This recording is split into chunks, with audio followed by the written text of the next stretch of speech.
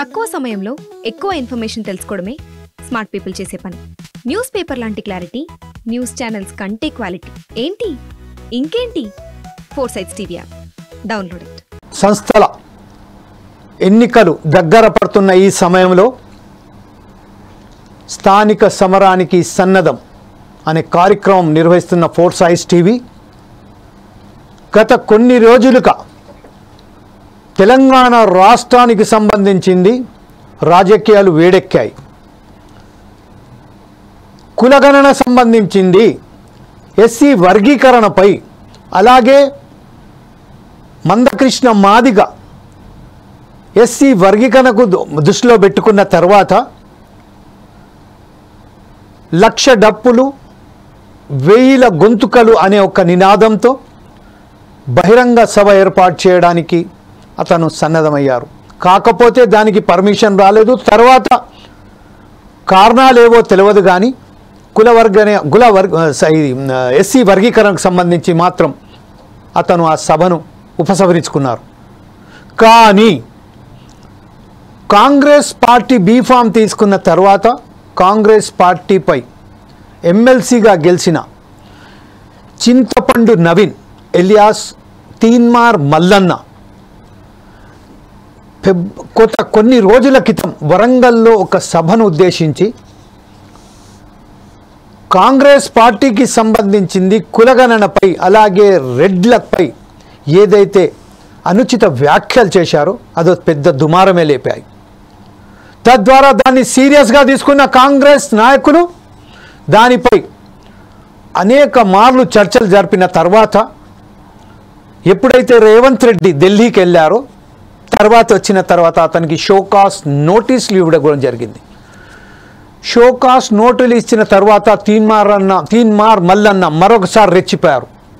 అసలు కాంగ్రెస్ పార్టీకి మేమే ఫస్ట్ వ్యవస్థాపించింది, మేమే, దానికి నాయకులం మేమే, కాంగ్రెస్ పార్టీ మాది, నాకు షోకాస్ ఇచ్చడానికి వాళ్ళెవరు, ఏ అర్హతతోని షోకాస్ నోటీసులు నాకు ఇచ్చారని చాలా పెద్ద ఎత్తున దుమారమే లేపారు. ఈ నేపథ్యంలోనే రాష్ట్ర ముఖ్యమంత్రి అయినటువంటి రేవంత్ రెడ్డి చాలా జాగ్రత్తగా వ్యవహరిస్తూ మనకు సంబంధించిన వచ్చే ఎన్నికలలో మనం దృష్టి సారించి గ్రామ పంచాయతీలు అంటే 12,769 ఏదైతే గ్రామ పంచాయతీ ఉన్నాయో, అలాగే మండల పరిషత్ 540 ఉన్నాయో, జిల్లా పరిషత్ 32 ఉన్నాయో, దీన్ని అందరికీ కేవసం చేసుకోవడానికి మ్యాక్సిమం ప్రజల్లోనే ఉండాలి. ప్రజల్లో ప్రతి పార్టీ, కాంగ్రెస్ పార్టీకి సంబంధించిన చిన్న స్థాయి కార్యకర్త నుండి పెద్దవారు కూడా, ఎమ్మెల్యేలు కూడా తన స్థానాలలో తనకనే ఏదైతే కాన్స్టిట్యున్సీస్ ఉన్నాయో అక్కడికి పోయి ప్రజలలో వెళ్ళి వాళ్ళ మనోభావాలు చేసుకుంటూ, మంచి చెడులు చేసుకుంటూ, మంచి చెడులు తీసుకుంటూ స్థానిక సంస్థ ఎన్నికలపై దృష్టి సారించాలని చెప్పారు. ఈ విషయంలో ఈరోజు ఇంత పెద్ద రచ్చ జరుగుతున్న సమయంలో ఈ స్థానిక సంస్థల సమరానికి సన్నద్ధం అనే ఒక కార్యక్రమాన్ని ఫోర్సైట్స్ టీవీ నిర్వహిస్తుంది. దీనికి సంబంధించింది మాట్లాడడానికి ఫోర్సైట్స్ టీవీ చీఫ్ అడ్వైజర్ అయినటువంటి సుధాకర్ శర్మ గారు ఈరోజు మాతోని స్టూడియోలో ఉన్నారు. అలాగే జంగ రాఘవరెడ్డి మాజీ డిసిసిబి చైర్మన్, ఇప్పుడు ప్రస్తుతం ఆయిల్ ఫెడరేషన్ చైర్మన్ అయినటువంటి జంగ రాఘవరెడ్డి గారు కూడా మనతోటి జూమ్లో మాట్లాడడానికి సిద్ధంగా ఉన్నారు. Welcome to the Four Sides TV Janga Raghavareddy గారు. Thank you. అలాగే బీజేపీ నాయకులైనటువంటి డాక్టర్ నరేష్ గారు కూడా ఈ రోజు మనతోని జూమ్ లింక్ లో జాయిన్ అయ్యారు. నమస్తే అండి. Very welcome to the Four Sides TV sir. అలాగే బీఆర్ఎస్ మాజీ ఎమ్మెల్యే అయినటువంటి బొల్లం మల్లయ్య గారు కూడా ఈ రోజు మనతో మాట్లాడడానికి, ఫోర్సైట్స్ టీవీతో మాట్లాడడానికి జూమ్ లో వస్తారు మరికొద్దిసేపట్లో. రాష్ట్రంలోనే ప్రసిద్ధిగాంచిన విశ్లేషకులు అన్బయాస్డ్గా ఏదైతే మాట్లాడడానికి పేరు పొందిన బండారు రామ్మోహన్ రావు గారు కూడా మనతో మాట్లాడడానికి జూమ్ లైన్లో సిద్ధంగా ఉన్నారు. ఇంకొకరు అనేటువంటి శ్యామ్ కుమార్ గారు బీసీ సంఘ నేతలు నాయకులు ఎవరైతే ఉన్నారో వారు కూడా త్వరలో మనస్తారు. ఫస్ట్ మనం ఒకసారి మా చీఫ్ అడ్వైజర్ అయినటువంటి సుధాకర్ శర్మ గారితో మొదలు పెడదాం. వాస్తవానికి ఈ స్థానిక సంస్థలకు సంబంధించిన ఎన్నికలు జరుగుతున్న ఈ నేపథ్యంలోనే ఇంత పెద్ద దుమారం లేపిన చీఫ్ తీన్మార్ మల్లన్న అనుచిత వ్యాఖ్యలు చేసి అనవసరమైన గొడవలకు దారి తీశారు. ఈ విషయంపై సుధాకర్ శర్మ గారు మీరేమంటారండి? థ్యాంక్ యూ జమీల్జీ. ఫోర్ సైడ్స్ టీవీ ఎప్పుడు కూడా ప్రజాహితాన్ని అలాగే ప్రజల్ని చైతన్యవంతం చేయటానికి కంకణం కట్టుకున్నటువంటి ఒక మాధ్యమం. ముఖ్యంగా ఎన్నికల విషయంలో కానివ్వండి, అలాగే రాష్ట్రంలో ఉన్నటువంటి అనేక సమస్యల పట్ల అవగాహన కల్పించడంలో కానివ్వండి, అలాగే ప్రజలకు నిజంగా ఏది మంచి చేస్తుందో ఆ విషయాన్ని ఈ మాధ్యమం ద్వారా ప్రభుత్వానికి తెలియజేసి అటువంటి కార్యక్రమాలను సత్వరం అటువంటి ఉపాధి కానివ్వండి, ఎటువంటి హామీలైనా కూడా నెరవేర్చే విధంగా ప్రభుత్వానికి కూడా ఒక రకంగా విజ్ఞప్తి చేసే విధానంలో కూడా మనం ఉన్నాం.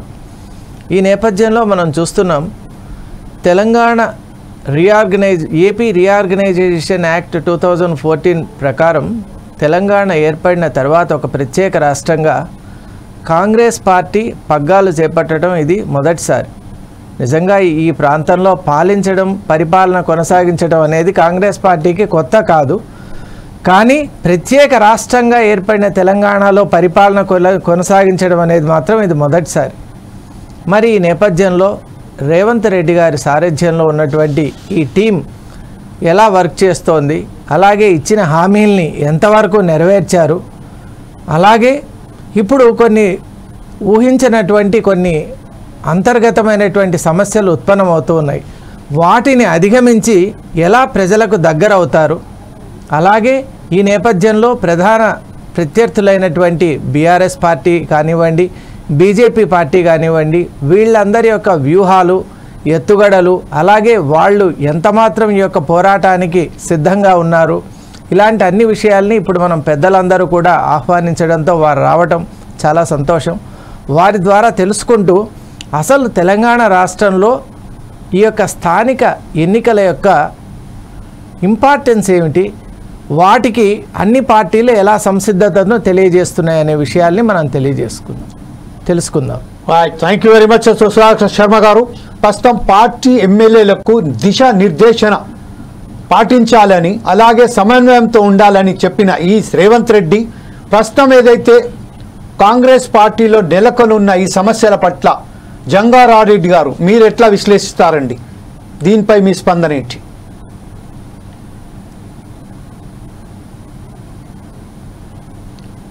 ఎస్ రాఘవరెడ్డి గారు, మీ ఫోన్ అన్మ్యూట్ చేయండి ప్లీజ్. ఒకటి, ఇది మా పార్టీ అంతర్గత ప్రోగ్రాము. మా పార్టీలో ఉన్నటువంటి డిసిప్లిన్ గురించి, క్రమశిక్షణ గురించి మా యొక్క ముఖ్యమంత్రి గారు మరియు మా అందరూ మంత్రివర్యులు మీటింగ్ పెట్టుకున్నారు. ఎట్లా విజయం సాధించాలి స్థానిక సంస్థ ఎన్నికలలో, అది మా వ్యూహం, పార్టీ యొక్క వ్యూహం. దాని గురించి సరే ఎక్స్ప్లెయిన్ చేయాల్సిన అవసరం కూడా లేదు. అది అంతర్గతంగా నడిచేది, మా కుటుంబంలో నడిచేది. చిన్న చిన్న వైరుధ్యాలు ఉంటాయి, చిన్న చిన్న విభేదాలు ఉంటాయి. అవన్నీ పార్టీ అధిష్టానం సర్దిద్దుకుంటుంది, పార్టీ అధిష్టానం కూర్చున్నబెట్టి మాట్లాడుకుంటుంది. అంతవరకైతే నిజం. ఎందుకంటే మీ అందరికి తెలిసిన విషయాలే. తెలంగాణ ఇచ్చిన పార్టీగా తెలంగాణకు ఏ విధమైన హామీలు ఇచ్చి ఎలక్షన్లో కూడా నెగ్గిన తర్వాత ఈరోజు ఎట్లా వ్యవహారం నడపాలి, ఇచ్చిన హామీల మీద పార్టీ ఏ విధంగా ముందుకు పోవాలో ఆ విధంగా ముందుకు పోతుంది. ఇచ్చిన హామీలను తక్కువ సమయం లోపలనే మీ అందరికి తెలిసిన విషయంలే. తెలంగాణ వచ్చి దాదాపు 10 సంవత్సరాలు దాటిన తర్వాత అధికారంలో ఉన్న పార్టీ చేయకపోవడం వలన, ఇచ్చిన హామీలను నెరవేర్చకపోవడం వలన ఇలా ప్రజలు ఇలా ఓటమి దిక్కు మీకు గురి చేసిన సంగతి మీ అందరికి తెలిసిన విషయంలే. ఎవరైతే కాంగ్రెస్ పార్టీ అధికారం వచ్చిన తర్వాత 1 ఇయర్లో ఇచ్చిన హామీలు దాదాపు 70% పూర్తి చేసిన సంగతి మీ అందరికి తెలిసిన విషయమే. అది ఇప్పుడు చెప్పుకోవాల్సిన అవసరం లేదు. కాబట్టి పార్టీ తెలంగాణలో టీఆర్ఎస్ పార్టీ మీ అందరికి తెలుసు ఊడ్చుకపోతుంది, పార్టీ లేదని చెప్పుకోవచ్చు. బీజేపీ పార్టీ తెలంగాణలో ఇక్కడ కమ్యూనిస్టు ఏలిన ప్రాంతం రైతాంగ ఉద్యమం కానీ, కూలీల ఉద్యమం కానీ, నక్సల్బారీ ఉద్యమం కానీ, ఈ ఉద్యమాల నేపథ్యంలో తెలంగాణలో బీజేపీకి పట్టం కట్టరు ఎట్టి పరిస్థితుల్లో. బీజేపీ ఓ దిక్కు ఇక్కడ స్థానం చేర్చుకోవాలి, ఈ రాష్ట్రాన్ని కైవసం చేసుకునే దిశలో ప్రయాణం చేస్తుంది, కొట్లాడుతుంది, సంతోషం, ఫైటింగ్ చేస్తుంది, సంతోషం. కానీ ప్రజలు ఇక్కడ ఇవ్వరన్న సంగతి వాళ్ళకు తెలుసు. అందుకోసమనే తీసుకునే దిశలో ఈ కులాలను, ఈ మందకిష్టం మాదిగని కానీ, రేపొద్దున ఇంకెవరని కానీ కులాలను వైఫల్యాలను ముందు పెట్టుకొని ముందుకు రావాలనే దిశలో ప్రయాణం చేస్తుంది బీజేపీ పార్టీ. కులాలను రెచ్చగొట్టుకుంటూ అది చేస్తుంది. ఇంతవరకు బీజేపీ పార్టీ మీ అందరికి తెలిసిన విషయంలో బీజేపీ కోరుకున్నది సెక్యులరిజం కాదు. ఒక Congress party secularism party, secularism కోరుకున్నది మీ అందరికి తెలిసిన విషయమే. రాహుల్ గాంధీ గారి పాదయాత్ర కూడా బీజేపీ పైన, మతతత్వ పార్టీ అయినటువంటి ఆర్ఎస్ఎస్ విధానాలను ఇంప్లిమెంట్ చేస్తున్న పార్టీ పైన సెక్యులరిజాన్ని దెబ్బకొట్టే దిశలో ప్రయాణం చేస్తున్న సంగతి మీ అందరికి తెలిసేది.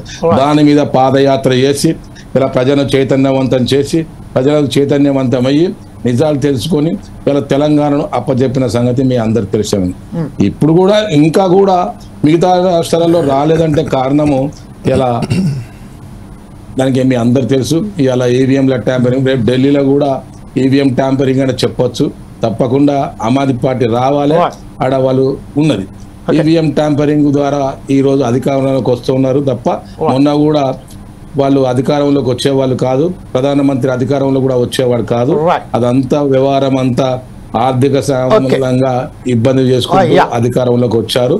మీ అందరు చేస్తారు. నిజమైన పార్టీ, ప్రజాస్వామ్యబద్ధంగా నడిచే పార్టీ, ప్రజల పార్టీ, సిద్ధాంతం మీద ఒక సెక్యులరిజాన్ని, భారతదేశంలో ఒక సెక్యులరిజం ఉంది, ఏ దేశంలో లేని సెక్యులరిజాన్ని కాపాడుకునే పార్టీ, అన్ని సామాజిక కాపాడే పార్టీ ఒక కాంగ్రెస్ పార్టీ. మరోసారి మీ ముందుకు వస్తాను, కానీ దానికన్నా ఒకసారి మీకు విజ్ఞప్తి చేస్తున్నాను ఏంటంటే మీ ఫ్రేమ్ ను కొంచెం హారిజంటల్ గా పెట్టి కొంచెం దూరం ఉండండి. ఎందుకంటే మీ ఫ్రేమ్ లో మీ ఏదైతే ఫేస్ ఉన్నదో సరి రావట్లేదు. అంటే ఇప్పుడు ప్రస్తుతం బీజేపీ నేత ఇటువంటి మనం ఒకసారిగా మన డాక్టర్ నరేష్ గారి వద్దకు వెళ్దాం. నరేష్ గారు, ఇప్పుడు జంగారెడ్డి గారు చెప్పినట్టుగా బీజేపీ తన సత్తా చాటుకోవడానికి, తనకు ఒక ఉనికిని చాటుకోవడానికి తెలంగాణలో పాగవేయడానికి ప్రయత్నం చేస్తున్నది. కానీ తెలంగాణ ప్రజలు మాత్రం బీజేపీకు పట్టం గట్టరు అని చెప్తున్నారు. ఈ నేపథ్యంలోనే ఇంకొక విషయం ఏంటంటే, ఇప్పుడు వచ్చిన స్థానిక సంస్థల ఎన్నికల సమయంలోనే ఒక్కసారిగా కాంగ్రెస్ పార్టీకి చెందిన తీర్మాన్ మల్లన్న వరంగల్లో ఒక్కసారిగా రెడ్లపై ఇలా విచక్షణ రహితంగా ఇంత దారుణంగా మాట్లాడడం వరకు సరైనది కాదని చాలా మంది చెప్తున్నప్పటికును రేవంత్ రెడ్డి మాత్రం అంతర్గత వ్యవహారాలకు సంబంధించి లోపలనే మాట్లాడి బహిరంగంగా మాట్లాడకండి అని చెప్పి హితబోధ చేశారు. ఈ విషయంపై మీరే ఎలా స్పందిస్తారండి? ఒకటి, కాంగ్రెస్ పార్టీ మిత్రుడు మరి తెలిసి మాట్లాడుతుండో తెలవక మాట్లాడుతుండో అనాలోచితంగా మాట్లాడినేమో అనిపించింది నాకు. ఎందుకంటే వాళ్ళంటే ఈవీఎంలు ట్యాంపరింగ్ తోటేనా ఈ తెలంగాణలో వాళ్ళ అధికారంలోకి వచ్చింది? వాళ్ళు ఏ విధంగా వచ్చారు? ఈ మధ్యన ఛత్తీస్గఢ్ లో జరిగిన ఎలక్షన్స్, లోకల్ బాడీ ఎలక్షన్స్ లో బ్యాలెట్ పేపర్ పెడితే కూడా భారతీయ జనతా పార్టీ పెద్ద ఎత్తున గెలిచింది. కాబట్టి తెలుసుకోవాలి. అయితే ఆదివారం లేకపోతే సోమవారం అనే రకము ఈ కాంగ్రెస్ పార్టీ జమైంది. అసలు భారతీయ జనతా పార్టీ మీద సరైన అవగాహన, ఆర్ఎస్ఎస్ మీద సరైన అవగాహన వాళ్ళకి అవసరం. మేము చాలా సందర్భంలో చెప్పాం, భారతీయ జనతా పార్టీ అంటే భారతదేశంలో ఉన్న జనులందరి పార్టీ, కులాలకు అతీతంగా, మతాలకు అతీతంగా, లింగ వివక్షకు అతీతంగా అందరు కలుపుకొని ఈ దేశంలో ఎవరైతే ఉన్నారో ప్రజలందరికీ సంబంధించిన పార్టీ భారతీయ జనతా పార్టీ. ఆ భారతదేశంలో ఉన్న ప్రజలందరూ కూడా ఒకటే అనే యాంగిల్లో మేము అందుకే వన్ నేషన్ అనే కాన్సెప్ట్ కూడా తీసుకొచ్చాం ఈరోజు. ఈ మోడీ గారు వచ్చిన తర్వాత కూడా ఈ one nation, one election, one nation, one tax ఇవన్నీ కూడా ఎందుకు వస్తున్నాయి? మనంతా ఒకటి యూనిటీ. కానీ కాంగ్రెస్ పార్టీ చరిత్ర చూస్తే ఎక్కడ కూడా హిందూ ముస్లింల మధ్యన తేడాలు తీసుకురావడం, ఆ యొక్క ఓట్ బ్యాంక్ పెట్టుకోవడము, అదే విధంగా రకరకాల మతాలు ఇప్పుడు మనం చూస్తున్నాం, హిందూ, ముస్లిం, క్రిస్టియన్స్.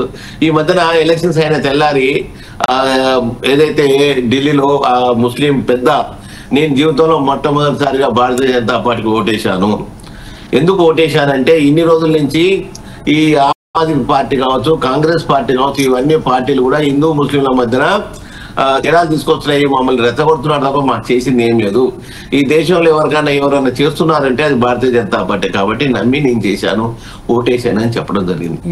ఈరోజు వాళ్ళు ఏ విధంగా 98 నుంచి 2013 వరకు శీలా దీక్షిత్ ఆధ్వర్యంలో ప్రభుత్వాన్ని ఏర్పాటు చేసిన వారు ఈరోజు సర్వేలలో చూసుకుంటే వాళ్ళ కనీసం సింగిల్ డిజిట్ అంటే అసలు బోని కూడా ఓపెన్ అవుతుందో లేదో పరిస్థితి ఢిల్లీలో ఉన్నది ఈరోజు. కాబట్టి వాళ్ళు ఏదో అదృష్టము బాగా అంటే అదృష్టం కలిసి వచ్చి తెలంగాణకు వచ్చారు, కానీ తెలంగాణ కూడా వాళ్ళకేం ప్రజలేం ఎన్నుకోలే వాళ్ళు. కాబట్టి తెలంగాణ ఏదో కాలం కలిసి వచ్చింది అంతే వాళ్ళకు. వాళ్ళ ఎలక్షన్ వాళ్ళు ఏం వాళ్ళు ఇచ్చిన 66 హామీలు అయిపోయినాయి, 6 గ్యారెంటీలు ఏమైనాయండి, ఎంతవరకు ఇంప్లిమెంట్ చేశారు మనకు తెలుసు. ఓకే సార్, అయితే నరేష్ గారు మనం ప్రస్తుతం ఏదైతే తెలంగాణకు సంబంధించిన స్థానిక సంస్థల ఎన్నికల విషయంలోనే దాని గురించి వస్తున్నాను నేను చెప్తున్నాను. అయితే ఈరోజు వాళ్ళు ఏదైతే లెక్కలు ఈరోజు తీశారు, కులాలు ఏ ఉన్నాయి ఇవన్నీ కూడా ఇవన్నీ తప్పుల తడకని నేను ఎందుకు స్పష్టంగా చెప్తున్నానంటే, పెద్దలు మా రామ్మోహన్ సార్ ఉన్నారు, నేను ఏం మాట్లాడినా కొన్ని ఉన్నట్టే మాట్లాడితే ఎవరికి నచ్చినా నచ్చకున్నాను. ఒక ఘోరమైన విషయం ఏంటంటే, నేను ఒక షేర్లింగంపల్లి అసెంబ్లీలో గత 15 ఏళ్ల నుంచి భారతీయ జనతా పార్టీ తరఫున కొట్లాడుతున్నాను, టికెట్ కోసం పోరాటం చేస్తున్నాను, చాలా ప్రజల్లో తిరుగుతున్నాను. విచిత్రం ఏంటంటే నా ఇంటికి ఇంతవరకు మున్సిపాలిటీ ఎంప్లాయీస్ ఎవరు రాలేదు, నా కులం ఏంది, నా ఇన్కమ్ ఏంది ఎవరు తెలుసుకోలేదు. కనీసం ఒకరోజు సర్వేలన్నా మా ఇంటికి వచ్చి ఎంక్వైరీ చేసారు. కానీ ఇది వాళ్ళ యొక్క ఒరిజినాలిటీ. ఫస్ట్ టైం మీ టీవీ ద్వారా నేను ఈరోజు సరే నా పర్సనల్ ఎందుకు చెప్పాలనుకున్నా, ఫస్ట్ టైం మీ టీవీ ద్వారా ఈ ఓపెన్ చెప్తున్నాను. దాన్ని బట్టి అర్థం చేసుకోవచ్చు ఎంతవరకు ఇది తీసిరు జాబితా అనేది. ఈరోజు 50% పైచిలుకో ఉన్న బీసీల జనాభా, సో వాళ్ళు ముస్లింలను కలిపి ఈరోజు 56% అంటారు. సో 42% పరిమితం చేసారు ఒరిజినల్ గా బీసీలని. సో కాంగ్రెస్ పార్టీ ఇచ్చిన బీసీ రిజర్వేషన్ అది. సో ఈ దేశంలో మతాలకు రిజర్వేషన్ లేదు, ఆ మతం పేరు మీద రిజర్వేషన్ కష్టం అంటే మతానికి సంబంధించింది ఏదైతే ముస్లింలకు సంబంధించిన ఒక మతం దీనికి సంబంధించింది ఏదైతే ఉన్నదో వాళ్ళకి సుప్రీంకోర్టు గైడ్ లైన్స్ లో కూడా ఉన్నాయి. అంటే అంబేద్కర్ రాసిన రాజ్యాంగం ఆ కేసు ఇంకా సుప్రీంకోర్టులో పెండింగ్ లో ఉన్నది. సరే, రాష్ట్ర ప్రభుత్వం ఇచ్చిన రిజర్వేషన్ రాజశేఖర రెడ్డి గారు ఆ రోజు ఇచ్చినారు, అది నడుస్తున్నది, ఆ విధంగానే ఉన్నది. కాకపోతే ఆ రిజర్వేషన్ ఉంటుందో తెలియదు, వాళ్ళు బీసీల కింద రేపు భవిష్యత్తులో పరిగణించబడతారో లేదో కూడా తెలియదు. కానీ ఆ ముస్లింలను తీసుకొచ్చేసి దీంట్లో కలిపేసేసి, కాబట్టి 42% బీసీ జనాభాని తగ్గించి దొంగ లెక్కలు చెప్పిన ప్రభుత్వం ఏదైనా ఉందయా అంటే దేశ చరిత్రలో అది కాంగ్రెస్ ప్రభుత్వమే. ఇప్పుడు ఒకసారి రామ్మోహన్ గారి దగ్గరికి బీసీలకు అడుగడుగున అన్యాయం చేసిన పార్టీ ఏదైనా ఉందా అంటే అది కాంగ్రెస్ పార్టీనే. మొన్న అసెంబ్లీ ఎలక్షన్ లో ఎంతమంది బీసీలకు వాళ్ళు టికెట్లు ఇచ్చారు, అదే భారతీయ జనతా పార్టీ ఎంతమందికి ఇచ్చింది. కాబట్టి భారతీయ జనతా పార్టీ చర్చలో ఇంకా మనకు సమయం ఉన్నది కాబట్టి డెఫినెట్ గా ఈ అంశం మీద కూడా మాట్లాడదాం. అప్పటిదాకా ఒకసారి మన రామ్మోహన్ గారి దగ్గరికి వెళ్దాం. రామ్మోహన్ గారు, ఇప్పుడు ప్రస్తుతం ఏదైతే మన మిత్రులు నరేష్ గారు చెప్తున్నారు, అలాగే రాఘవరెడ్డి గారు కూడా చెప్పారు, అంటే ఫస్ట్ జనగణనకు సంబంధించింది మాత్రం ఇది కేవలం ఒక తూతు మంత్రంగానే జరిగింది, దీనికి సంబంధించిన బీసీలకు న్యాయం చేయలేదు. అంటే ఇంకొక విషయం ఏమన్నారంటే, బీజేపీ కులాలకు అతీతంగా నిలిచే పార్టీ, ఏకైక పార్టీ అనే ఒక సర్టిఫికేట్ కూడా నరేష్ గారు ఇచ్చారు. దీన్ని మీరు ఏకవిస్తున్నారా అంటే కాంగ్రెస్ పార్టీకి సంబంధించి అంతర్గతంగా వ్యవహారంగాని జంగారెడ్డి గారు చెప్పారు, కులాలకు అతీతంగా మతాలకు అతీతంగా పనిచేస్తున్నారని డాక్టర్ నరేష్ గారు చెప్పారు. దీని ఇద్దరు ఏదైతే చెప్పారో దీని మీద మీ స్పందన ఏంటండి, మీరు ఎట్లా విశ్లేషిస్తారు? జబేల్ గారు, మీకు సుధాకర్ శర్మ గారికి, మీ చీఫ్ అడ్వైజర్, అట్లాగే జంగా రాఘవరెడ్డి గారికి, మిత్రుడు నరేష్ గారికి, మనకు ప్రేక్షకులందరికీ నమస్కారం. ఫోన్ సైడ్ ప్రేక్షకులు నమస్కారం. నన్ను ఆ రొద్దులోకి లాగకండి. నాకు ఇచ్చిన సబ్జెక్ట్ ఏంటంటే తీర్మానం మందన్న, అట్లానే ఈ స్థానిక ప్రభుత్వాల ఎన్నికల సంగతి. ఎందుకంటే వాళ్ళ చెప్పుల్లో నేను కాలు పెట్టాను, పరస్పరం విమర్శించుకున్నారు, చూసాం కదా వీళ్ళని వాళ్ళు అసలు సమస్య ఏమిటో పోయింది. కనుక ప్రజలను కూడా ఇట్లాగా పూర్తి చేస్తున్నారు. ఒక విషయం మీతో అడుగుతున్నాను సార్, నరేష్ గారు ఏమన్నారంటే కులాల మతాలకు అతీతంగా అని, జంగారెడ్డి గారు ఏమన్నారంటే మేము ఏమంటున్నాను చెప్తాను, ఎవరి కులాలు ఎవరి మతాలు చెప్తాను, మీరు అడిగారు చెప్పండి సార్ ప్లీజ్. ఇప్పుడు ఎవరెవరి ప్రైవేటు బతుకు వారి వారి సొంతం, పబ్లిక్ నిలబడితే ఏమైనా అంటాం, Tom Tom Tom Tom Tom Tom ఎవరన్నా తెలుసా? మహాకవి శ్రీశ్రీ. ఇవాళ మా అంతర్గత వ్యవహారం మా సంగతి అంటే బజార్ని బట్టి కొట్టుకుంటుంటే, బజార్ని బట్టి తిట్టుకుంటుంటే మనం మాట్లాడికి ఎట్లా ఊరుకుంటాం? రాఘవరెడ్డి గారు క్షమించాలి, ఎందుకంటే మీ అంతర్గత వ్యవహారం కాదు ఇది, బయట పడ్డది. మీరే బజార్లో పడ్డారు, కడుపు తెచ్చుకున్నట్టు కాళ్ళ మీద పడ్డది.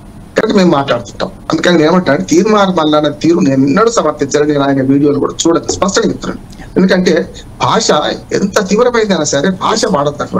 ఇప్పుడు రాఘవరెడ్డి గారికి నాకు, కాంగ్రెస్ పార్టీకి నాకు విభేదం ఉండొచ్చు, బీజేపీకి నాకు ఉండొచ్చు. కానీ నేనేమంటున్నానంటే నేను మాట్లాడే భాష సిద్ధాంతంగా ఉండాలి, కేవలం శత్రువుగా ఉండొద్దు. వైరం అనేది సిద్ధాంతమైన వైరం ఉండాలి. కానీ ఆయన మొదటి నుంచి కూడా ఎవరినైనా పాతాల పోషెట్టానిక మన కేసీఆర్ అన్న, మోడీని అన్న, ఇవాళ రేవంత్ రెడ్డి గారిని అంటున్నా, ఎవరిని అన్నా తప్పు అంటున్నాను. భాష తప్పు, ఆ భాష వాడొద్దు. నెంబర్ 1 సిద్ధాంత పరంగా కొట్లాడి ఏవైనా సరే విమర్శించని ఒప్పుకుంటారు. కనుక అది కరెక్ట్ గా ఆయన టికెట్ ఇచ్చి గౌరవించడమే సరైనది కదా. కాంగ్రెస్ పార్టీ చేసిన పెద్ద పొరపాటు ఏంటంటే, నేను ఆయన వ్యక్తిగతంగా ద్వేషం లేదు, నాకు ఏం లేదు. ఆయనకు కోదండ రామ్ గారు అంటే ఎక్కువ ఓట్లు పడ్డాయి, కాదంటలేదు. కానీ ఆయన మాట్లాడే భాష కానీ ఆయన తీసుకునే అంశం కానీ కరెక్ట్ గా, అంశం కరెక్ట్ గా అయినా భాష సరిగ్గా. అందుకనే ఇది దాని గురించి అంతకని వ్యక్తిగతంగా నేను లేని వ్యక్తి గురించి మాట్లాడడం అయిపోయింది. కనుక వారు చేసిన దానికి వాళ్ళ కాంగ్రెస్ పార్టీ బజార్న పడే పరిస్థితి అయింది కదా. ఎంత నష్ట నివారణ చర్యలు తీసుకున్నా మీ ఎమ్మెల్సీ మీ కులాల గణను తప్పు పట్టింది అనే మాట అయితే వాళ్ళకి వచ్చింది కదా. ఇప్పుడు తెల్లాంగి మీద మరక పడ్డది, ఖచ్చితంగా కనపడుతుంది. రాఘవరెడ్డి గారు నేను తెల్లాంగి వేసుకున్నాం అందరం కూడా, కనుక మరక పడ్డంగా కనపడుతుంటది కదా. అందుకని నేనేమంటున్నానంటే అది వచ్చింది. దానికి కారణం కూడా చెప్తాం. ఆయన భాష తప్పు అంటున్నాను, కానీ ఆయన లేవనెత్తిన అంశాలు కరెక్ట్ అంటున్నాడు. లేవనెత్తిన అంశాలు ఏంటంటే ఈ సర్వే సరైన విధంగా జరగలేదు అంటున్నాడు. నేను కూడా అంటున్నాను. ఇంతకుముందు నరేష్ గారు అన్నారు కదా, కరెక్ట్. హైదరాబాద్ లో మొత్తం అసలు సర్వే మొత్తం అంటే చేసి నేను వాళ్ళు కూడా చెప్తున్నాను, ఇప్పటికైనా సరే సద్దిమూటి ఇప్పింది కాంగ్రెస్ పార్టీ. సర్వే మొదలుపెట్టి ఏదో ఒకటి కావాలి. ఇప్పుడు మేమెంతో మాకంతా, మేమెంతో మాకంతా అని అందరు తమ కులాల పేర్లు ఎట్లా చెప్పుకుంటారు అంటే ఉన్న దానికన్నా డబల్ చెప్పుకుంటుండ్రు. నేను చెప్తాను, టీచర్ల సంఘాలు ఉంటాయి, టీచర్ల సంఘాలకు మెంబర్షిప్ ఉంటది, అందరూ మొహమాటం చేసేస్తారు. అప్పుడు ఏమైతే తెలుసా, 200% అవుతుంది. 100 మంది టీచర్లు 200 మంది సభ్యులు ఉంటారు. ఇదే అంటే ఏముందంటే ఎవరి కులం గురించి వాళ్ళు గొప్ప చెప్పుకొని ఎవరి కులం గురించి వారు ఎక్కువ సంఖ్య చెప్పుకుంటే ఏమైంది తేల్చలేదు లెక్కలు. కానీ ఇప్పటిదాకా ఏమైందంటే ఒకసారి సూత్రం కరెక్ట్ అయితే లెక్క కరెక్ట్ వస్తుంటున్నాం. ఇప్పుడు ప్రిన్సిపల్ కరెక్ట్ కావాలి, నేను కాంపోజిట్ మ్యాథమెటిక్స్ జరుగుతున్నాను, ఒక సూత్రం పట్టుకుని నా 10 లెక్కలు వస్తాయి. కానీ సూత్రమే తప్పు పోతుంది అంటున్నాను. వాళ్ళు ఏమనుకున్నారంటే కులాల కన్నా మొదలు పెడితే కులం చెప్తే అయిపోయింది.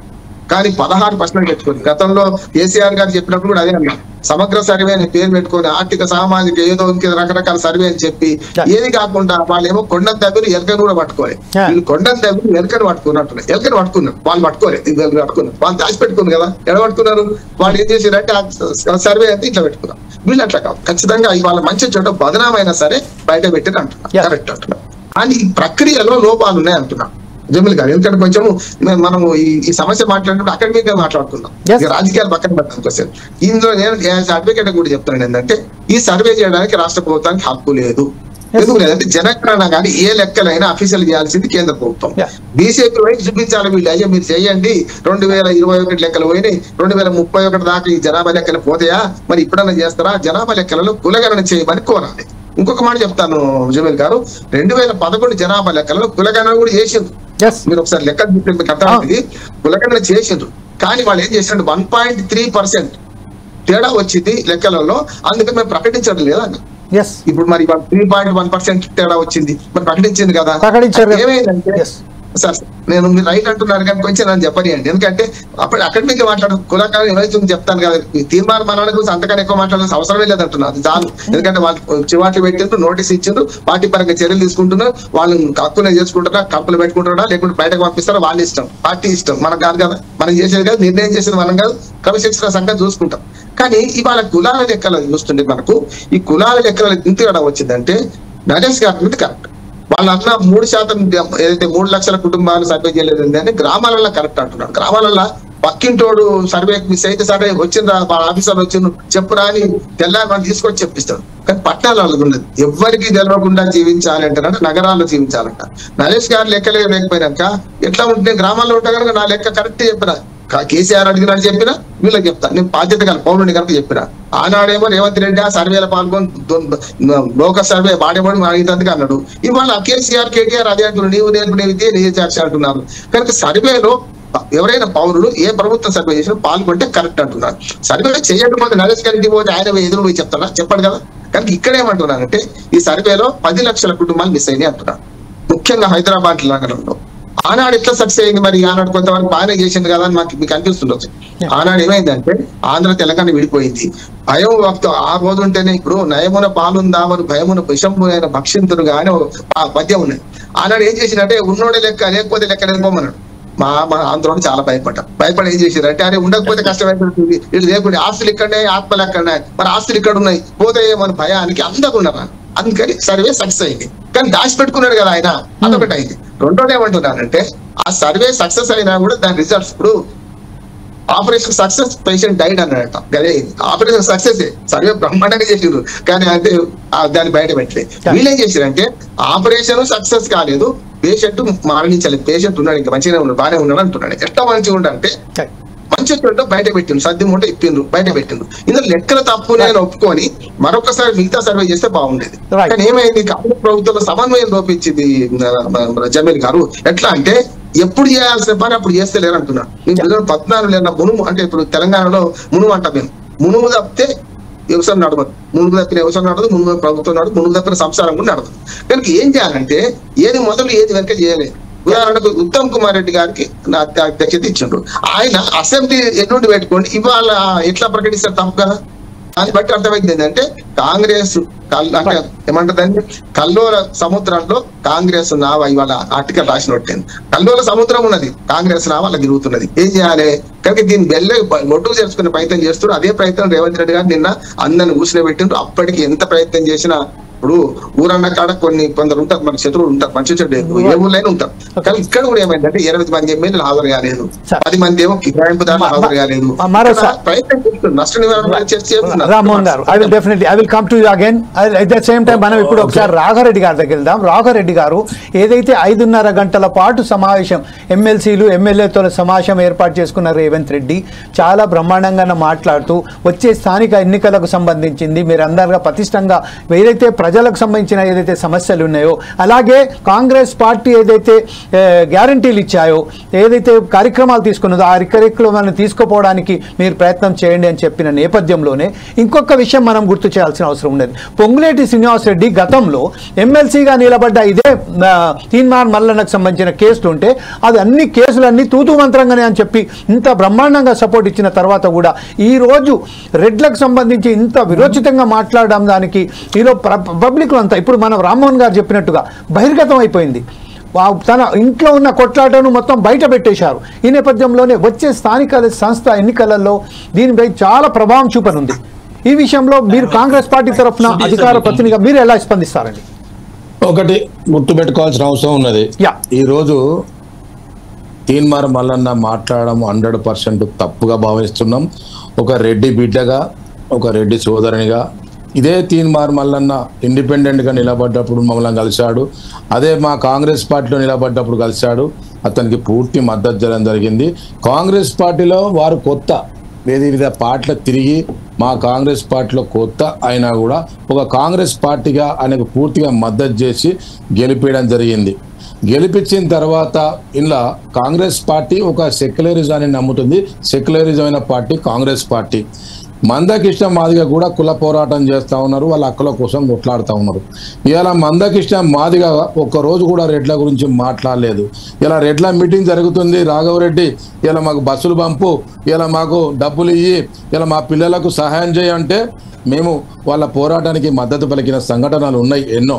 ఎందుకంటే ఒక మందకృష్ణ మాదిగ ఉద్యమం సరి అయినది, వాళ్ళకు న్యాయం జరగాలి, ఆ కులానికి న్యాయం జరగాలని మద్దతు పలికినాం. మేము రెడ్డి బిడ్డలైనా కూడా ఈ రోజుల రెడ్లు మీ అందరికి తెలిసిన ఎవడో ఒకడు రెడ్డి దొర ఏ దేశముఖ్ దేశాయిలు తప్పు చేస్తే చేయవచ్చు, కానీ వాడి పేరు చెప్పి తిట్టు, అంతేగాని మొత్తం కులాన్ని తిడితే అది తప్పు భావిస్తారు. ఇంకొకటి ఆయన లాంగ్వేజే బాగలేదు, అసలు అతను ఎవరు పడితే వాళ్ళను అలా తిట్టడం కూడా సరి అనేది. తిట్టడమే సంస్కారం, తిడితేనే ఓట్లు పడతాయి, తిడితేనే ఈయన హైలైట్ అవుతాడా అనుకుంటే అది జీరో అయ్యే రోజు కూడా తప్పకుండా వస్తుంది. ఎవరిని పడితే దాంట్లో ఒక చిన్న ఇంటర్వ్యూ చేసుకోదలుచుకున్నా రాఘారెడ్డి గారు. ఒక విషయం ఏంటంటే ఒకటి గుర్తుపెట్టుకోండి రాఘారెడ్డి గారు, ఒక క్వశ్చన్ మీకు రేజ్ చేయదలుచుకున్నా. అంటే ఇప్పుడు ప్రస్తుతం ఉన్న సమాజంలో, ప్రస్తుతం ఉన్న మన తెలంగాణలో కాకుండా యావత్ దేశంలో కూడా ఎవరు ఎంత తిడితే, ఎవరంతా ద్వేషిస్తే, ఎవరంతా ఎదుటి వారి మీద ద్వేషణ పలికితే మాత్రం అతను పెద్ద గొప్ప లీడర్ అవుతున్నట్టుగా భావిస్తున్నారు. ఇదే తరుణంలో ఇప్పుడు ప్రస్తుతం ఉన్న తీన్మార్ మల్లన్న చేస్తున్న వ్యాఖ్యలపై ఎవరైనా అజ్ఞాత శక్తులు కూడా దీనికి సపోర్ట్ చేస్తున్నట్టుగా మీరు భావిస్తున్నారా? ఉండొచ్చు, 100% ఉండొచ్చు. ఎందుకంటే నేను తప్పు పడుతున్నా అందులో. అందులో ఆయనకు స్వయంగా ఆయనకు ఆ బుద్ధి కూడా ఉన్నది. దీని వెనుక ఒక డిజైన్ కూడా ఉన్నది. డిజైన్ లేనిది, అంత ధైర్యం లేనిది ఆయన హెలికాప్టర్ ఎక్కి నేను హెలికాప్టర్ బీసీని హెలికాప్టర్ ఎక్కద్దా అంటే బీసీ ఎస్సీ ఎస్టీ మాదిగ కాదు. గతంలో నీ ఆర్థిక పరిస్థితి ఏంది? ఇంత తొందరలో ఇంత ఆర్థికంగా నువ్వు ఏ విధంగా ఒక హెలికాప్టర్ మెయింటైన్ చేసే అంత కెపాసిటీ నీకు ఎట్లా పెరిగింది అన్నది క్వశ్చన్. అంటే ఎట్లా సంపాదించినావు, ఎంత సంపాదించినావు, ఏ వ్యాపారం చేసి సంపాదించినావు అన్నదే నువ్వు ముఖ్యం. నీ టీవీ పెట్టుకొని కోట్ల లాభాలు అయితే గడించలేదు. మరి నువ్వు ఎమ్మెల్సీలుగా లంచాలు తీసుకొని సంపాదించాలంటే కాలం కూడా జరగలే. మరి ఇంత డబ్బు ఒక హెలికాప్టర్ పెట్టేంత డబ్బు నీకు చందాలు బీసీలు అయితే ఇక్కడ ఇచ్చినట్టు కనపడలే. ఎందుకంటే బీసీ పోరాటాలు కూడా చాలా నడిచినాయి. 30-40 ఏళ్ళ పోరాటాలు నడిచింది. ఇప్పుడు ఆర్కిష్ణ కూడా పోరాటం చేసింది. ఎక్కడ కూడా రేట్లు గిట్లు అని ఎక్కడ తిట్టిన సంఘటనలు లేవు. తప్పకుండా ఉద్యమం చేసిండ్రు, వాళ్ళు లైక్ చేస్తాం. అన్ని ఉద్యమాలకు మేము చందాలు ఇచ్చినాం, అన్ని ఉద్యమాలకు మద్దతు చేసినాం, అన్ని మీటింగ్లకు మేము మద్దతు చేసినాం. కానీ వాళ్ళ కుల పోరాటం చేయడం తప్పు కాదు, వాళ్ళ హక్కుల కోసం కొట్లాడడం తప్పు కాదు. ఇతరులను, ఇతర పార్టీలను, ఇతర కులాలను దూషించడం తప్పుగా భావిస్తున్నాం. మా పార్టీ అయినా మా పార్టీ క్రమశిక్షణ చర్య తీసుకుంటది. ఎంతటి వారైనా రేపొద్దున రేవంత్ రెడ్డి తప్పు చేసినా, ఉత్తమ్ కుమార్ రెడ్డి తప్పు చేసినా, ఎవరు తప్పు చేసినా కూడా, ఏ స్థాయి తప్పు చేసినా కూడా క్రమశిక్షణ సంఘం మాకుంది. తప్పకుండా చర్యలు. దాంతో పాటు మన బైసాబ్ చెప్పినట్టుగా కుల 100% మేము కాంగ్రెస్ పార్టీ అధికారంలోకి రాక ముందుకు ఏదైతే కులగన చేస్తానని మాటిచ్చామో, మా రాహుల్ గాంధీ గారు మాటిచ్చారో దాన్ని ఇంప్లిమెంటేషన్ క్రమం లోపలనే పూర్తి చెయ్యాలి. ఒక మాట కూడా రేవంత్ రెడ్డి గారు చెప్పారు. స్థానిక ఎన్నికలు జరగాలి, కుల వికరణ చేసి ఇంకొక క్వశ్చన్ మీతో ఇంకొక క్వశ్చన్ నేను రేజ్ చేస్తున్నాను. రాఘారెడ్డి గారు విషయం దృష్టి పెట్టుకునే ఈ రోజు కులగన చేయడం జరిగింది. దాంట్లో సరే వారికి ఆలోచన ప్రకారం, వారి మేధావి శక్తి ప్రకారం ఏమన్నా తప్పులు జరిగినాయని వారు అనిపించవచ్చు. కానీ ఈడ ఒక ఉద్యోగస్తులు అన్ని లక్షల మంది పాల్గొని ఈ రోజు ఆ పాల్గొన్నది తప్పు అని చెప్తే ఉత్తమ్ కుమార్ రెడ్డి గారు ఎక్కడ పోయి ఒక ఇంటికాడ పోయి చేయలేదు, లేకపోతే రేవంత్ రెడ్డి గారు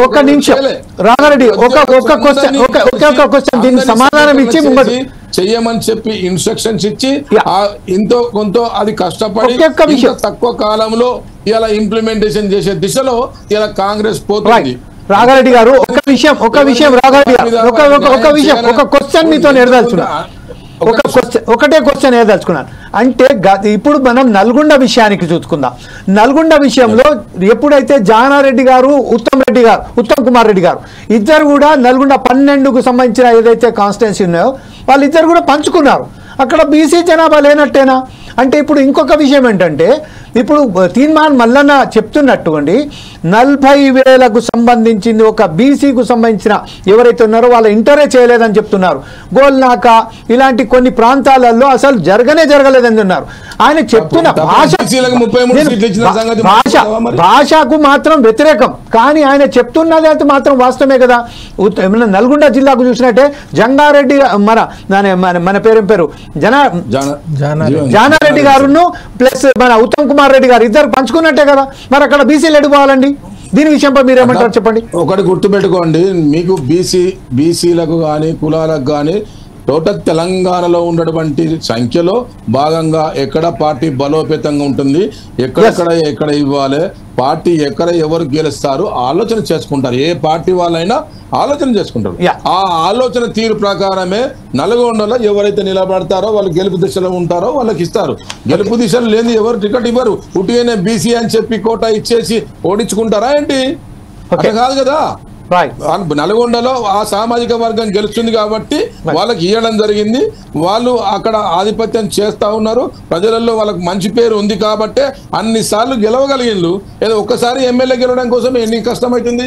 అన్నిసార్లు ఉత్తమ్ కుమార్ రెడ్డి గెలుస్తుండు, ఆయన జీవితం మొత్తం ఓడిపోకుండా గెలుస్తుండు, జానారెడ్డి సాబ్ గెలుస్తుండు, జీవన్ రెడ్డి సాబ్ గెలుస్తుండ్రు అంటే అర్థం ఏంటిది? వెంకటరెడ్డి సాబ్ గెలుస్తున్నారంటే అర్థం ఏంటిది? దాన్ని అలా చూసుకోవద్దు. ఆ కోణంలో ఆలోచన చేయొద్దు. అది కోణంలో ఆలోచన చేయొద్దు. మీకు మొత్తం యావరేజ్ గా తెలంగాణలో నీకు 33% ఇచ్చిన ఘనత మాది ఉంది. మరి ఏ పార్టీ ఇచ్చిందో చెప్పండి. కులగణలో టిఆర్ఎస్ పార్టీ 10 సంవత్సరాల అధికారంలో ఉంది, ఎందుకు ఇవ్వలేదు? ఎందుకు కులగణ చేయలేదు? బీజేపీ పార్టీ సెంట్రల్ లో అధికారంలో ఎన్ని సంవత్సరాలు ఉన్నది, ఎందుకు చేయలేదు? అంత చిత్తశుద్ధి ఉంటే ఎందుకు చేయలేదు చెప్పి ఒక్కసారి మన నేను ప్రశ్నిస్తున్నా. ఇప్పుడు బీసీ నాయకులైనటువంటి శ్యామ్ కుమార్ కూడా మనతో జాయిన్ అయినారు. శ్యామ్ కుమార్ గారు, ఇప్పుడు జంగారెడ్డి గారు చాలా క్లియర్ గా చెప్తున్నారు 33%. అంటే ఎవరైతే గెలుపుకు అంటే ఉత్తమ్ కుమార్ రెడ్డి కానివ్వండి, జానారెడ్డి గారు కానివ్వండి, కోమటిరెడ్డి వెంకటరెడ్డి కానివ్వండి, ఎప్పుడు కూడా ఓడిపోలేదు. వీళ్ళు ఖచ్చితంగా గెలుచుకుంటూనే వచ్చారు. ఈ నేపథ్యంలోనే ఎవరైతే గెలుస్తారో, ఎవరైతే అక్కడ ప్రజలలో చాలా పెద్ద సానుభూతిగా పేరు పొందిన వ్యక్తులు ఉన్నారో వారికి టికెట్ ఇచ్చి గెలుపుకుంటూ వస్తున్నాము, బీసీలను కూడా న్యాయం చేస్తున్నామని చెప్తున్నారు. ఈ విషయంపై యాజ్ ఎ బీసీ నాయకులుగా మీరేమంటారండి? మీరు చెప్పండి. ముఖ్యంగా ఈ డిబేట్ లో పార్టిసిపేట్ చేస్తున్న అందరు నాయకులకు కూడా పేరు పేరున బీసీ యువజన సంఘం తరఫు నుంచి ఉద్యమాభివందనాలు అన్న. ఇప్పుడు ఇటు జానారెడ్డి గారు, ఇటు కోమటిరెడ్డి వెంకటరెడ్డి గారు, ఉత్తమ్ కుమార్ రెడ్డి గారు వాళ్ళకి పుట్టుకతోనే ఆ జిల్లాను రాసిచ్చినట్టు అయిపోయింది. ఎందుకంటే అన్నగారు చెప్పినట్టు వాళ్ళు గెలుపు గుర్రాలు అని అంటే వాళ్ళు పుట్టిన మొదలే గెలుపు గుర్రాలు అని చెప్పి రాజొచ్చిరా అన్న. వాళ్ళకి ఒకసారి అవకాశం ఇచ్చినప్పుడు ఇంకొకరికి అవకాశం ఎక్కడ కల్పించదు. బీసీలు కూడా చాలా మంది అంత పెద్ద ఎన్టీ రామారావు అని ఓడగొట్ట చరిత్రనే ఒక బీసీ బిడ్డది. అంటే బీసీలకు ఎక్కడిచ్చినా కూడా గెలిచే గుర్రాలు ఉన్నారు. కాకపోతే ఏంటంటే వాళ్ళని ఎమ్మెల్యే టికెట్ల వరకే రానియరు. ఎమ్మెల్యే టికెట్లు ఏమున్నా కూడా ఇంట్లో భార్యకి భర్తకి జానారెడ్డి గారు పాపము ఆయన ఎన్నో పదవులు అనుభవించి ఒక కొడుకుకి ఎమ్మెల్యే కావాలి, ఒక కొడుకుకి ఎంపీ కావాలి. మరి మిగతాలకు అవకాశం ఏడొస్తుంది? ఇక ఇప్పుడు కులగణన విషయానికి వస్తే ఈ ముమ్మాటికి కులగణనల పక్క నుండి దగ్గరుండి ఈ బీసీల లెక్కలు తక్కువ చేసి చూపించింది జానారెడ్డి గారే. ఎందుకంటే ఎక్కడైతే బీసీల లెక్కలు 10 ఏళ్ల క్రితము ఆయన అంతకుముందున్న కేసీఆర్ గారు, ఆయన పెద్ద దొర, ఆయన 2014 లెక్కలు తీసి సమగ్ర కుటుంబ సర్వేల ఇక్కడ లెక్కలు బయట పెట్టుకోలే. ఎందుకంటే అవసరాన్ని బట్టి వాడుకుందామని చెప్పేసి అని. సరే తర్వాత కొద్ది సమయం తర్వాతనన్నా పబ్లిక్ డొమైన్స్ లో పెట్టినట్టున్నారు. అయితే అప్పుడు లెక్క ప్రకారం చూస్తేనే బీసీలు 51% ఉన్నారు, ముస్లింలు 10% సపరేట్ గా ఉన్నారు. ఇప్పుడు ఇక్కడ రేవంత్ రెడ్డి గారు మరి వారి బృందం ఏం చేశారంటే తెలివిగా ఇటు ముస్లింల దాంట్లో ఇటు ఓసీ సపరేట్ గా చేసి బీసీలు అప్పటికంటే ఇప్పుడు పెరిగారు అని చెప్పని అంటున్నారు. మరి 22 లక్షల మంది బీసీలు ఎక్కడ చచ్చిపోయారు? మరి చచ్చిపోతే వారి గోరీలు ఏమైనా చూపిస్తారా? మరి బీసీలే చచ్చిపోవాలా? మరి ఇంకెవరు చచ్చిపోలేదా? కరోనాలో బీసీలకే చావులు వచ్చినాయా? దీన్ని చాలా తీవ్రంగా ఖండిస్తున్నామన్నా. ఎందుకంటే కాంగ్రెస్ పార్టీ రాహుల్ గాంధీ గారు మేము కలిసినప్పుడు జోడయాత్రలో కలిసినాము, దాని తర్వాత ఢిల్లీలో కలిసినాము. మీరు ఈ తెలంగాణ రాష్ట్రంలో కులగణన చేసి నిజంగా కూడా బీసీలకు రిజర్వేషన్ కేటాయిస్తే తప్ప మిమ్మల్ని నమ్మరు అని చెప్పడం జరిగింది. ఆయనకి సురేష్ గారు దీన్ని ఒప్పుకుందాం. దీనికి సంబంధించింది మన బండారు రామ్మోహన్ గారు కూడా చాలా తీవ్రంగా దీని విషయంపై మాట్లాడారు. ఒక విషయం ఏంటంటే కులగణన జరిగింది, ఎవరో ఒకరు చొరవ తీసుకున్నారు, దాన్ని తీసుకొచ్చారు, బహిర్గతం చేశారు.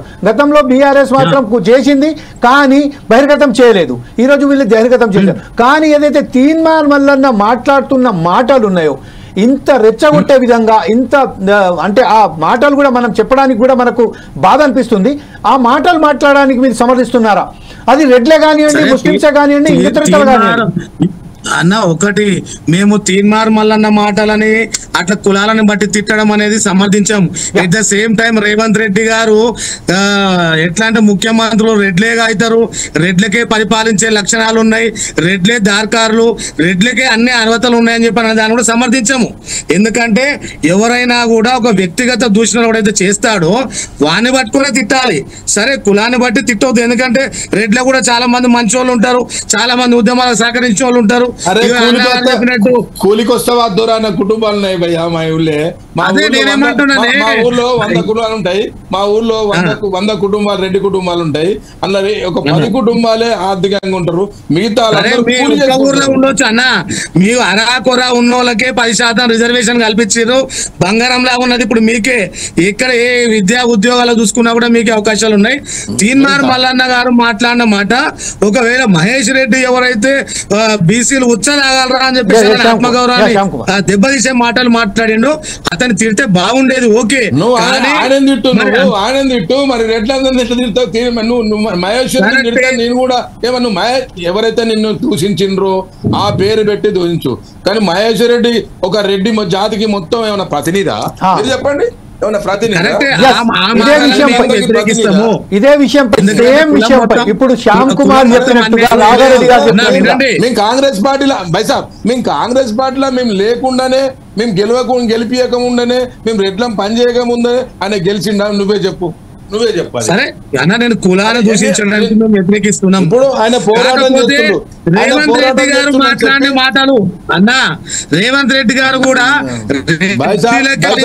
బైసాబ్ తీర్మార్ మల్లన్న కొద్దిసేపు ఉత్తమ్ కుమార్ రెడ్డిని తిడతాడు, కొద్దిసేపు రేవంత్ రెడ్డిని తిడతాడు, కొంతమంది ఎంతమందిని తిడతాడు? నువ్వే చెప్పు, ఎంతమందిని తిడతాడు? ఇప్పుడు నేను అడిగిన ఒకటే ప్రశ్న, నువ్వు సిద్ధాంతం మీద మాట్లాడు. రేవంత్ రెడ్డి గారు రెడ్లకే పాలించే లక్షణాలు ఉన్నాయి, రెడ్డిలకే అన్ని అర్హతలు ఉన్నాయని చెప్పారని మీరు సమర్థిస్తారా? నేను అట్లా మాట్లాడలేదు. వాళ్ళ కుల మీటింగ్ లా దాన్ని కూడా సమాధానం చెప్పాలి. దీన్ని మేము తీవ్రంగా వ్యతిరేకిస్తున్నాం, కులాన్ని దూషించడం వ్యతిరేకిస్తున్నాం. కానీ రెడ్డిలు ఒక్కలే ఓ పని చేయండి అన్న, రెడ్లు మీ ఓట్లు మీరే వేసుకొని గెలుగుర్రి. పోనీ అలా బీసీల ఎస్సీల ఎస్టీల మేము కులాలను విభజించే పార్టీ కాదు మాది. ఈ రోజు బీసీలు ఈ రోజు తీర్మార్ మల్లన్న ఒకవేళ ఎట్లా మాట్లాడిండేమో స్టేజ్ పైన, కానీ మరి తెర వెనుక ఏ విధంగా జరుగుతున్నది మాకు తెలియదానే. అంత పెద్ద మనిషి రేవంత్ రెడ్డి లాంటి వాడు, రెడ్డిలు అంటేనే లక్షణాలు, రాజకీయ లక్షణాలు ఉన్నోళ్ళు రెడ్డిలే పరిపాలిస్తారు, బీసీలకు అర్హత లేదు అని చెప్పని మాట్లాడాడు. ఆ రికార్డులు అయితే ఉన్నాయి కదన్నా. నేను ఒకటే చెప్తాను, మా కాంగ్రెస్ పార్టీ సెక్యులరిజం పార్టీ. మా పార్టీలో ఒక కులానికి ఒక మతానికి కాంగ్రెస్ పార్టీ నిజంగా సామాజిక న్యాయం చేస్తుందనే మేము అవకాశం ఇచ్చినాం. 100% బలైన వర్గాలందరం అవకాశం ఇచ్చినాం.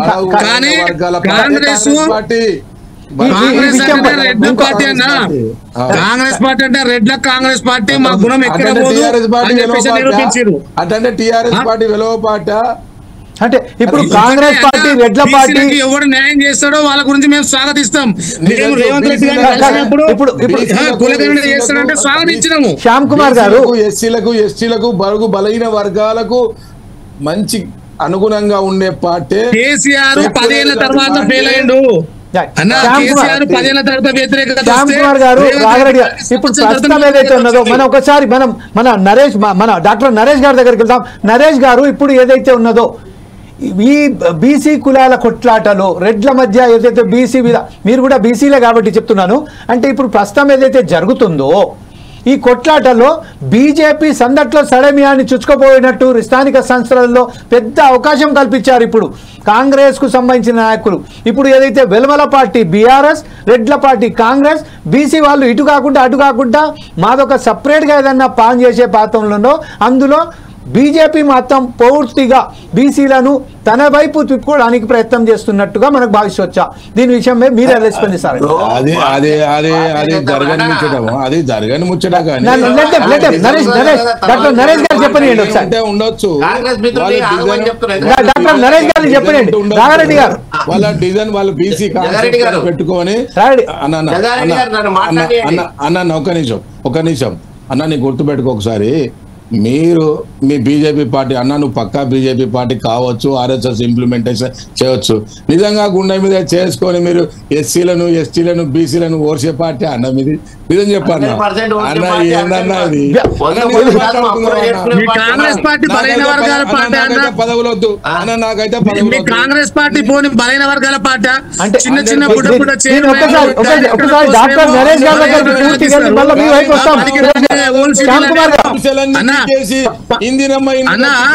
గెలువని చోట్లనేమో ఓన్ సిటీలనేమో బీసీలకు ఎస్సీలకు ఇస్తారు. అంబేద్కర్ విధానాన్ని ఇంప్లిమెంటేషన్ చేసే డాక్టర్ నరేష్ గారు చెప్పండి. నరేష్ అన్న మనం ఎదురుగా మాట్లాడుకుంటున్నాం, పక్క పార్టీ మాట్లాడుకుంటలేం. నిజమైన మాట్లాడుకుందాం అన్న. నేను మా కాంగ్రెస్ పార్టీ అయినా మా తప్పుంటే తప్పంటా.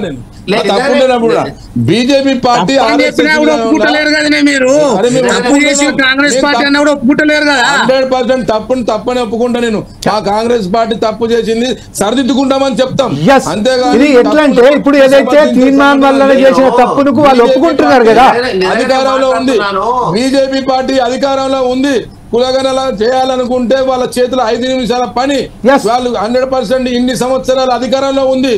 దమ్ముంటే చేయమని ఇప్పటికైనా వాళ్ళని కాదని చెప్పేసి మీరు కామారెడ్డి డిక్లరేషన్ లో ప్రకటించారు కదన్నా. పక్క రాష్ట్ర ముఖ్యమంత్రిని తీసుకొచ్చారు కదా, 42% రిజర్వేషన్ కేటాయిస్తామని అన్నారు కదా, చట్టబద్ధత మేము తీసుకొస్తామని అన్నారు కదా. మీరు ఇప్పుడు ఎందుకు తీసుకొస్తలేరు? ఇన్ని సంవత్సరాల పరిపాలనలో వాళ్ళు ఎందుకు చేయలేదో చెప్పమని అడగండి ప్లీజ్. మీరు కామారెడ్డి డిక్లరేషన్ ఎందుకు ప్రకటించారు?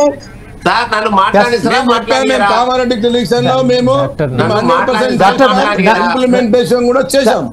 డాక్టర్ నరేష్ గారిని ఒకసారి మాట్లాడండి. అదే సందర్భంలో ఇంకోటి ఏంటంటే ఇప్పుడు ప్రస్తుతం ఏదైతే బీజేపీ ఇంప్లిమెంట్ చేయలేదు కాబట్టి ప్రజలు కాంగ్రెస్ ను ఎన్నుకున్నారు, బీఆర్ఎస్ ను వెనక్కు పెట్టేశారు. అయితే ఈ నేపథ్యంలో కాంగ్రెస్ కూడా అదే తప్పిదాలు చేస్తున్నట్టుగా నరేష్ గారు మీరేమంటారండి? మేము తప్పిదాలు చేయలేదు జమీల్ గారు, ఒక్కసారి మనం నరేష్ గారి దగ్గర వెళ్ళిన తర్వాత ఎన్నికలలో చూపిస్తాం మేము. జంగారెడ్డి గారు మీ దగ్గర ఖచ్చితంగా వస్తాను. మీ అవకాశాలను మేము ఎప్పుడు కూడా కాల్ రాయలే. మీకు జమీర్ అడిగిన దానికి సమాధానం రాఘారెడ్డి గారు ఒక్క నిమిషం మనం నరేష్ గారిని మాట్లాడిద్దాం. అట్లాగే శ్యామ్ కుమార్ గారు మీరు మీ వెహికల్ ని ఆపుకుంటే బాగుంటదేమో, ఎందుకంటే బాగా ఇబ్బంది. అదే నరేష్ గారు మీరు మాట్లాడండి ప్లీజ్. ఇప్పుడు నరేష్ గారు డెఫినెట్ గా I will extend the time also to you both of you. ఈ దేశంలో కాంగ్రెస్ పార్టీ ఎవరికైనా అన్యాయం చేసిందా అంటే బీసీలకు మొత్తం పెద్ద ఎత్తున అన్యాయం చేసింది. బీసీలకు అన్యాయం చేసింది కాబట్టి ఆ రోజు తెలుగుదేశం పార్టీ సమైక్య ఆంధ్రప్రదేశ్ లో బీసీ ఆత్మగౌరవంతో అధికారంలోకి వచ్చిన మాట మనం మర్చిపోయామా? ఆ రోజు అసలు తెలుగుదేశం పార్టీ ముట్టక ముందు, భారతీయ జనతా పార్టీ ముట్టక ముందు ఎంతమంది బీసీలను వీళ్ళు నాయకులు చేశారు. ఏది ఇప్పుడు మన నల్గొండ జిల్లాలో మొత్తం మేమే ఓడిపోతున్నాం అంటే జానారెడ్డి గారు ఓడిపోలేదా? కోమటిరెడ్డి ఒకటి ఓడిపోలేదా? ఎందుకు ఓడిపోలేదండి? ఓడిపోయారు కదా. కాబట్టి రాజగోపాల్ రెడ్డి ఓడిపోలేదా? వాళ్ళ తమ్ముడు ఓడిపోతూనే ఉన్నారు. కానీ ఏడాది వాళ్ళ రెడ్డి తప్ప ఇంకోని ఎదగనియలేదు, అవకాశము. సో ఈరోజు దేశంలో అత్యధికంగా భారతీయ జనతా పార్టీ నుంచి ఈ బీసీలు ముఖ్యమంత్రులుగా చేసిన ఘనత భారతీయ జనతా పార్టీ. ఈ రోజు కేంద్ర ప్రభుత్వంలో అత్యధికంగా ఓబీసీలకు ఛాన్స్, మంత్రి పదవులు ఇచ్చిన ఛాన్స్ నరేంద్ర మోడీ గారిది. ఈరోజు 27 మంది కేంద్ర మంత్రులు ఉన్నారు.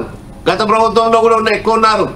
ఈరోజు ఎప్పుడు కూడా ఈరోజు ఒక బీసీని ప్రధానమంత్రిని చేసినాము, ఓ బీసీలను పెద్ద ఎత్తున చేసినాము. ఆర్ఎస్ఎస్ అంటున్నారు. ఆర్ఎస్ఎస్ లో మా శ్యామ్జీ కావచ్చు, సోమయ్య గారు వీళ్ళందరూ కూడా బీసీలు కాదా? వాళ్ళు ఉన్నత స్థానంలో లేరా? అదే విధంగా బీసీలకి కేంద్ర బడ్జెట్ లో బీసీలకు ఎంత కేటాయించారన్నా? నేను చెప్తున్నాను బ్రదర్, బీసీలకి సెపరేట్ మంత్రిత్వ శాఖ ఎందుకు కేటాయించలేదన్నా? బీసీలకు ఒక బీసీ ప్రధాని అయి ఉండి బీసీలకి సెపరేట్ గా ఎందుకు మంత్రిత్వ శాఖ కేటాయించలేదు? చాక్లెట్లు బిస్కెట్లు కొనేంత 2000 కోట్ల రూపాయలు ఎందుకు కేటాయించారు? ఈ 50 లక్షల కోట్ల బడ్జెట్ లా ఎందుకు మనకి సగానికి సగం రాలేదు? దాని గురించి కూడా ఒక్కసారి వివరించండి అన్న. ఇప్పుడు కేంద్ర ప్రభుత్వంలో గతంలో అంటే కాంగ్రెస్ ప్రేమ బీసీ మంత్రిత్వ శాఖ ఉందా? ఓన్లీ భారతీయ జనతా పార్టీ కాంగ్రెస్ ప్రభుత్వం కాదనే కదా బీజేపీ. ఇప్పుడు 10 సంవత్సరాల నుంచి అయితే బీజేపీ ఉంది కదా కేంద్రంలో. బీసీ ప్రధాని ఉన్నాడని గర్వపడుతున్నాం కదా. బీసీ కార్డు పెట్టుకుని సంబంధించి రాష్ట్రంలో అత్యధికంగా ఒక బీసీలను మా పార్టీ అధ్యక్షుడు చేశాం. తెలంగాణ చూసుకుంటే లక్ష్మణ్ గారు కావచ్చు, అంత ఇప్పుడు రేపు జరగబోయే అంత ముందు కూడా ఇవన్నీ కూడా ఎప్పుడు కూడా బండి సంజయ్ గారు కావచ్చు, వీళ్ళందరూ కూడా బీసీలే కదా. సో ఇప్పుడు బీసీల అభివృద్ధి గురించి ఎందుకు బడ్జెట్ కేటాయిస్తలేరన్నా? ఇప్పుడు బీసీకే రాష్ట్ర అధ్యక్షుడు అవుతాడు. హలో అన్న ఓకేనే, దానికి అడ్వాన్స్ కంగ్రాచులేషన్స్ ఓకే. కానీ బీసీలకు ఎందుకు సెపరేట్ గా బడ్జెట్ కేటాయించలేకపోతున్నారు? బీజేపీ బీసీలకు ఒక రాష్ట్రంలో వీళ్ళు ఎగిరినంత మాత్రాన ఓ రాష్ట్రంలో వీళ్ళు మాట్లాడేంత కాదు. కేంద్ర ప్రభుత్వము దేశం మొత్తం ఒక నిర్ణయించుకొని నిర్ణయాలు తీసుకోవాల్సి ఉంటుంది. నువ్వు ఏదో సోమన్నో మల్లన్నో ఎందుకు ఈ దేశానికి వచ్చే ట్యాక్స్ లో బీసీల వాటా లేదా అన్న? లేదా ఇంకొక విషయం వచ్చే బడ్జెట్ లో వాటా లేదా? బ్రదర్ మాట్లాడి మాటకు అడ్డం రాకు. అది కల్చర్ కాదు. చెప్పే విధానంలో స్పష్టత రాని. ఒక తోటి బీసీ మిత్రులుగా మాట్లాడుతున్నా. నువ్వు బీసీ అనక ముందు బీసీ మీరు బీసీలైనా కూడా అన్న, మీరు బీసీలైనా మీరు బీసీ కండువా వేసుకోలేదే, మీరు బీజేపీ కండువా వేసుకొని ఉన్నారు కాబట్టి స్పష్టంగా అడగాల్సి వస్తుంది.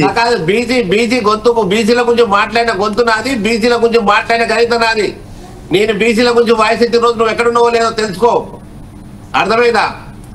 నరేష్ అన్న, కానీ ప్రశ్నకు సమాధానం చెప్పండి. వ్యక్తిగతంగా ఎందుకు పోతారు? నేను అదే చెప్తున్నా. నువ్వు చెప్పనిస్తే కదా నేను. సో ఈ రోజు భారతీయ జనతా పార్టీలో బీసీలకు సంబంధించిన మొన్నసారి ఎమ్మెల్యేల విషయంలో కావచ్చు ఎంతమంది బీసీలకు ఇచ్చిరు? అత్యధికంగా ఎక్కువ బీసీలకు ఇచ్చిరు. ఇవన్నీ కేంద్ర ప్రభుత్వం అన్నప్పుడు కొన్ని విధి విధానాలు ఉంటాయి, దానికి సంబంధించిన పాలసీలు ఉంటాయి. మనం ఒక తెలంగాణలో ఒక రాష్ట్రంలోకి వెళ్ళే ఫోర్స్ లాగానే సపరేట్ కేంద్ర బడ్జెట్ లో బీసీ వాటా పెట్టడం కాదు. ఆ పాలసీ విధానం ఉంటుంది. దాని ప్రకారంగా ఓబీసీ రిజర్వేషన్ ఇచ్చిన ఎక్కువగా బీసీలకు చేసినది ఎవరు? భారతీయ జనతా పార్టీ కాదా? ప్రస్తుతం మనం సంబంధించింది మాట్లాడుతుంది తెలంగాణ ఎన్నికలకు సంబంధించిన తెలంగాణలో ఇప్పుడు నెలకొన్న పరిస్థితులను తెలంగాణ చెప్పొచ్చా అన్న? ఇప్పుడు ఒక ప్రశ్న అడగొచ్చా? కాంగ్రెస్ పార్టీ ఏర్పాటు చేసిందా అంటున్నా నేను.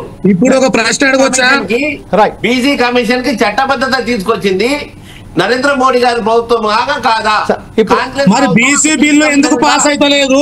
మహిళా బిల్లులో బీసీల రిజర్వేషన్ ఎందుకు లేదు? ఈడబ్ల్యూఎస్ రిజర్వేషన్ ఒక్కటే రోజున ఎందుకు ఆమోదం తెలుపుతున్నారు? మరి బీసీలు ఏం పాపం చేశారన్న నరేంద్ర మోడీ గారికి? మహిళా బిల్లులో బీసీలు అని చెప్పి 20-30 ఏళ్ల నుంచి మహిళా బిల్లుని వెనకకు నెట్టేసారు.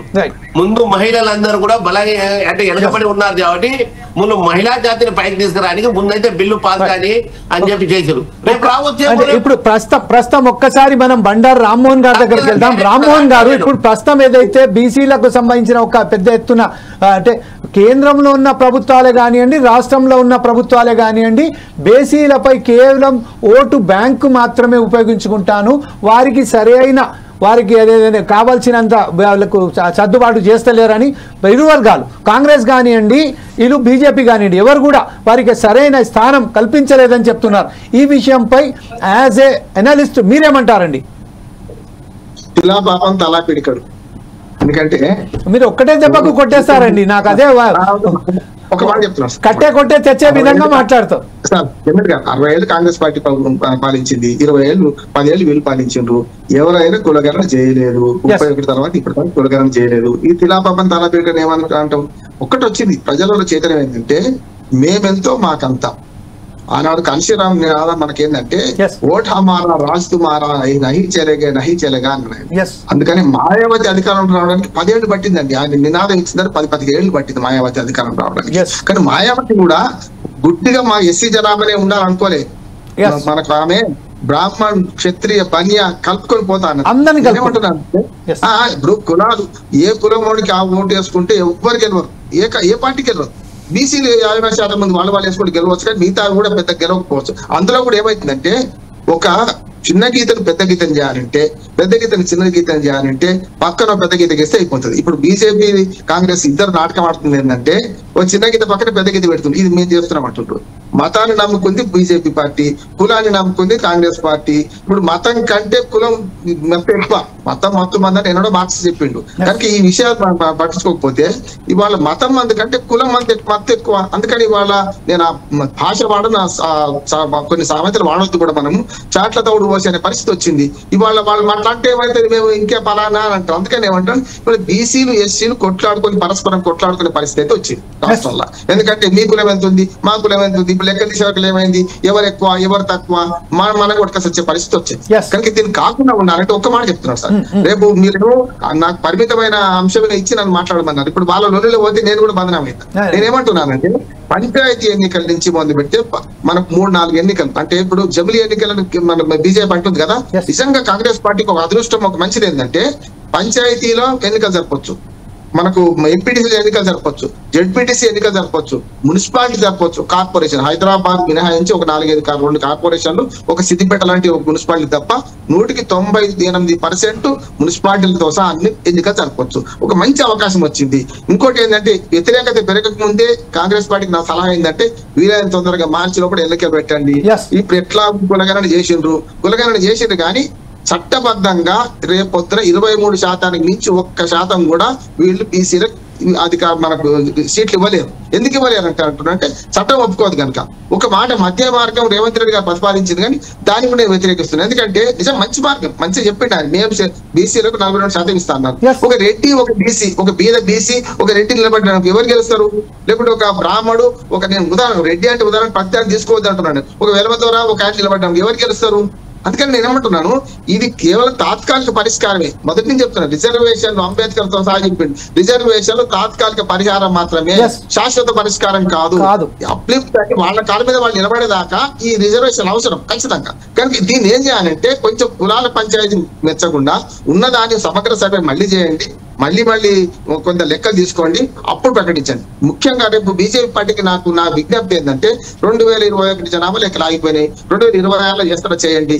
ఆనాడు కాంగ్రెస్ పార్టీ మొదలుపెట్టింది 2011 ఎన్నికల్లో కులాల లెక్కలు చేసిండ్రు, కానీ 1.3% తేడా రావడం వల్ల అది ఆత్మరు. ఇప్పుడు ఏమంటారు 3% తేడా వచ్చింది. మళ్ళీ ఇప్పుడు రాష్ట్ర ప్రభుత్వం హక్కు లేదు కానీ కేంద్ర ప్రభుత్వం చేయండి, చేసి కులాల లెక్కలు చేయండి, కుల ప్రకటించండి. అప్పుడు ఏం చేస్తామంటే మేమెంతో మాకంత విలువ వస్తుంది, అప్పుడు దాంతో వస్తుంది. రాఘవరెడ్డి గారితో ఒక్క ఏకీవిస్తున్నాను. మా అమ్మమ్మ గారు సింగరాజపల్లి, వరంగల్ జిల్లా. మా అమ్మమ్మ గారు పుల్లే దొరకడు, అందరు దొరలే. ఆ పుల్లి రెట్లు మొత్తం దొరలే. కానీ పుల్లే దొర రావాయా పాడబట్టవా అంటాడు. అంటే ఏంటంటే పుల్లే దొర అంటాడు, పాడబట్టమంటాడు. అప్పటి పేదకు అన్ని కులాల్లో ఉన్నారు సార్. నేను హేతువాది, నా కులం చెప్పాను, కులం వాడి. మీ కులాల్లో అయితే నేను గ్యారెంటీ చెప్తాను. కానీ మనిషి మన ప్రకృతి పరంగా ఏ కులంలో పుట్టాలి, ఏ మతంలో మనం తెలుసుకొని, ఇప్పుడు ఏ ఊళ్ళో పుట్టాలి, ఏ తల్లిదండ్రులు పుట్టాలి మన చేతులు లేదు. చచ్చిపోవడం మన చేతులు లేదు, పుట్టడం మన చేతులు లేదు. ఉన్న దానిలో మనం పరస్పరం సంఘర్షించుకొని ఆంధ్ర రాజకీయాలు తెచ్చుకుందాం. ఆంధ్రలో కులగా చెప్పుకున్నది మనం అది తెచ్చుకుందామా, లేకపోతే మామ అత్త అనే సంస్కృతి మనం చెప్తున్నా. ఏ కులంలో ఉన్నా కూడా మనకు తెలంగాణలో మంచిది ఏంటంటే ఉగ్రవర్ణము నిమ్న వర్గం అని లేకుండా ఎస్సీలు రెడ్డిని కూడా మామ అని పిలుస్తారు. మనకు మంచి సంస్కృతి ఉన్నది, దాన్ని పాడు చేసుకోకుండా ఉండాలని అన్ని సంఘాలు విజ్ఞప్తి చేస్తున్నాను. నేను ఏ సంఘానికి సంబంధించిన సామరస్యం కాపాడండి, మత సామరస్యం కాపాడండి, కుల సామరస్యం కాపాడండి. మనం కొట్టుకొని వస్తే మనమే నష్టపోతాం. నష్టం కోర్టు లాభం, కోర్టు లాభపడతాం. అందుకోసం నేను ఏమంటున్నా అంటే ఓట్ల కోసమే ఈ డ్రామా తప్ప వేరే కారణాలు లేవన్నా. ఇప్పుడు నా ఉన్నాడు మా గౌలమల్ల ఏమన్నాడు, మా గౌలమల్ల నన్ను ఏం తాత అని పిలుస్తాను. నేను ఇక్కడ కలబడితే ఏం తాత అనిపించినావు, ఆయన చనిపోతే కూడా పాడే మోసి మా తాత చచ్చిపోయింది అని చెప్పి మేము చేసినాం. అంటే గ్రామాలలో ఆ సంస్కృతి ఉంది, ముఖ్యంగా ఒక తెలంగాణలో ఉంది, మిగతా దగ్గర లేదు ఇంకా. కాబట్టి కులాల మధ్య మతాల మధ్య చిచ్చు పెట్టించేది ఏ పార్టీ ప్రజలు గమనిస్తారు. ఏ పార్టీకైనా ఎవరైతే పోతారో వాళ్లకు చరమ గీతం పాడతారు. తాత్కాలికంగా విజయాలు రావచ్చు, తాత్కాలికంగా గెలుపు రావచ్చు, కానీ ఏ పార్టీ మతపరమైన పార్టీ, ఏ పార్టీ కులాల మీద నడుస్తా ఉన్నది, ఏ పార్టీ సిద్ధాంతాల మీద నడుస్తున్నది అని చెప్పి ప్రజలు గ్రహిస్తారు. తప్పకుండా ఇలా మనం మాట్లాడుకున్నంత మాత్రాన, ఉదాహరణకు నేనున్న రాఘవరెడ్డిగా ఒక వ్యక్తి మీద ఇప్పుడు నీకు ఏ సంబంధం లేకుండా నీ కులం పట్టుకొని తిడితే నన్ను గుర్తిస్తారా? వీడు ఏం రాబాయి, వీడికి ఏమైనా జ్ఞానం ఉందా రాబాయను? ఇది తీర్మానం వల్ల కూడా ఈ విధంగా ఓట్ల కోసమో షేన్ కావడం కోసమో ఈ రకంగా వాడని పదాలన్నీ దొరకబట్టుకొని రాసుకొని మాట్లాడడం సరైన పద్ధతి కాదు. రేవంత్ రెడ్డి గారు కూడా మనం రేట్లము 5 ఎకరాలు 10 ఎకరాలు సంపాదించాలి, మనమే పెత్తనం చేయాలని అది కూడా తప్పే అంటున్నాను. మహేశ్వర రెడ్డి నేనేమంటా అంటే రాఘవరెడ్డిగా తప్పు చేస్తే నేను రాఘవరెడ్డిని తిట్టాలి, నేను అంటలేను. నేను అది మహేశ్వరుడు తప్పు చేస్తే మహేశ్వరుడు తిట్టాలి, కానీ కులాన్ని మొత్తం తిట్టద్దు. తప్పు చేస్తే చెప్తున్నా. ఈ రోజు కాంగ్రెస్ పార్టీలో ఇలా ఎమ్మెల్సీ గెలిచిందంటే ఆయన ఏ విధంగా చెప్పండి మందకిష్ట మాది చెప్పబడుతున్నాడు, మందకిష్ట మాది చెప్తున్నాడు, మాకు హక్కులు కావాలన్నాడు. రెడ్డోళ్ళకు నష్టం జరిగితే వచ్చిండు, బీసీలకు నష్టం జరిగితే వచ్చిండు, బ్రాహ్మణులకు నష్టం జరిగితే వచ్చిండు. ఇలా వాళ్ళ హక్కులు కొట్లాడుతూ ఉన్నారు. ఎక్కడ కులాన్ని పట్టుకొని వాళ్ళు లంగాలు దొంగలు అని చెప్పి తిట్టిన సంఘటనలు లేవు. చూడండి మీరు ఒకసారి. తప్పకుండా అలాంటి మద్దతు చేస్తాం. ఇప్పుడు బీసీ ఆర్ కిష్టయ్య గారు ఉన్నారు. రాఘారెడ్డి గారు. కిష్టయ్య గారి మీటింగ్ కు ఎంత మద్దతు చేసినామో చెప్పండి ఒకసారి. రాఘారెడ్డి గారు ఒక్క నిమిషం, ఒక్క నిమిషం. శ్యామ్ కుమార్ దగ్గరికి వెళ్ళిన తర్వాత మనం మీ దగ్గరకు వస్తాం. శ్యామ్ కుమార్ గారు దగ్గరికి వెళ్దాం. తప్పకుండా రైట్. రేవంత్ రెడ్డి గారు చెప్పారు, ఈ సర్పంచ్ ఎలక్షన్ లో, ఎంపీటీసీ ఎలక్షన్ లో, మున్సిపల్ బీసీలకు సరి అయిన న్యాయం కల్పిస్తే బీసీలు ఆదరిస్తారు, లేకపోతే లేదు. శ్యామ్ కుమార్ గారు ఇప్పుడు ఒక్కసారి రాఘారెడ్డి గారు ఒకసారి శ్యామ్ కుమార్ దగ్గరికి వెళ్దాం. శ్యామ్ కుమార్ గారు మీరు చెప్పండి, ప్రస్తుతం ఏదైతే వాతావరణం ఉన్నదో ఈ స్థానిక సంస్థల ఎన్నికలు ముంగటొస్తున్నాయి కాబట్టి ఇప్పుడు ప్రస్తుతం ఏదైతే తీర్మాన్ మల్లన్న ఈ అంత విద్వేషపూర్వకంగా మాట్లాడుతున్నారో, తెలుగు మాట్లాడుతున్నారో, లేకుంటే ఇంకా ఇదే విధంగా మాట్లాడుతున్నారు, కాకపోతే మాట్లాడిన తీరు మాత్రం రాంగ్. కాకపోతే ఇప్పుడు వస్తున్న ఎన్నికలలో కాంగ్రెస్ పార్టీకి వేరే కుంపటి పెట్టే అవకాశాలు ఉన్నాయా, లేకపోతే కాంగ్రెస్ పార్టీ ఏదైతే 42% మనకు రిజర్వేషన్ కామారెడ్డి డిక్లరేషన్లో ఇస్తానన్నట్టుగా వారు కనుక దీన్ని అనుసరిస్తే కాంగ్రెస్లోనే కొనసాగుతూ, అంటే ఇంకొక మాట అన్నారు, కాంగ్రెస్ ఎవరో సొత్తు జాగీరు కాదు అన్నట్టుగా అనేది మాట్లాడారు. ఈ విషయంపై లాస్ట్ కంక్లూడ్గా శ్యామ్ కుమార్ గారు మీరేమంటారండి? అన్న ఒక్కటే ఇక్కడ మల్లన్న గారు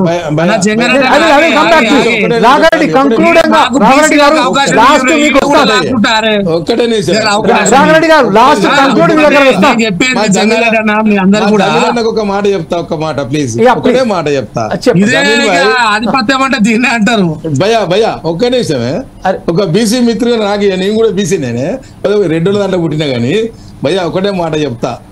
ఒకటే, నీకు కాంగ్రెస్ పార్టీలో నేనే కాంగ్రెస్ పార్టీ అంటే ఎవరైనా మేము కూడా 40 సంవత్సరాల నుంచి 30 సంవత్సరాల నుంచి కాంగ్రెస్ పార్టీలో ఉన్నాం. కాంగ్రెస్ పార్టీలో 30 సంవత్సరాలు ఉన్న పార్టీకి విరుద్ధంగా పార్టీలో ఉన్న వ్యక్తుల మీద, పార్టీ సిద్ధాంతాల మీద కట్టుబడకపోతే ఎంత టోళ్ళైనా మాది కాంగ్రెస్ పార్టీ అనే అర్హత పర్వాలేదు. కాంగ్రెస్ పార్టీలో ఉండి కాంగ్రెస్ పార్టీని దూషిస్తే ఎంత టోలైనా శిక్ష తప్పదు, అది తప్పకుండా బయటకు వెళ్ళగొట్టడం తప్పదు. నేనైనా మీరైనా.